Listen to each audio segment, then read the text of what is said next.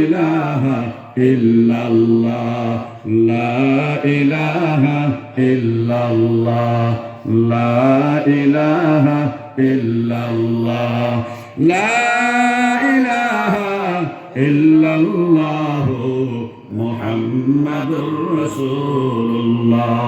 সবাই পড়ুন সাল্লাল্লাহু আলাইহি ওয়াসাল্লাম। আল্লাহ নিজের দিলকে ইসলাহ করার নিয়ত করে বসে আছে। আল্লাহ গুনাহগারের সাথে দুটি হাত বাড়িয়ে দিল।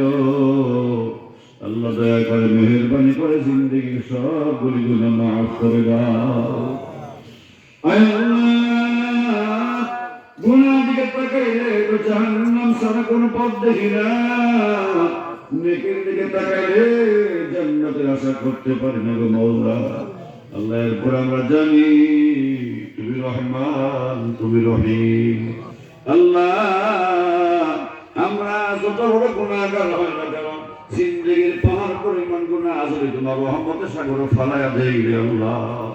আল্লাহ, তোমার বিশাল সমুদ্রের রহমতের মধ্যে আল্লাহ আমাদের গুনাহ একেবারে তুচ্ছ হয়ে যাবে। দয়া করে মেহেরবানি করে আমাদের সমুদ্র আল্লাহ পাহাড় সম পরিমাণ গুনাহগুলো মাফ করে দাও। আল্লাহ, জানি আমরা সালামত গনিমত দান করো মাওলা। আয় আল্লাহ, যেই যুবকগুলো বিদেশ যাওয়ার জন্য চেষ্টা করতেছে, তুমি ধোঁকাবাজের কাছে ফলাইয়া তাদেরকে তুমি আল্লাহ ধোঁকা হয় না। প্রত্যেকের যুবককে যারা বিদেশ যাওয়ার নিয়োগ করেছে, ভালো দেশে যাইয়া ভালো কাজ করার তৌফিক দান করো আল্লাহ। হালাল রুজি রোজগার করে জীবনে স্বাবলম্বী হওয়ার তৌফিক দান করো। আয় আল্লাহ, এই দুলাল কান্দি বাজার কবুল করে না।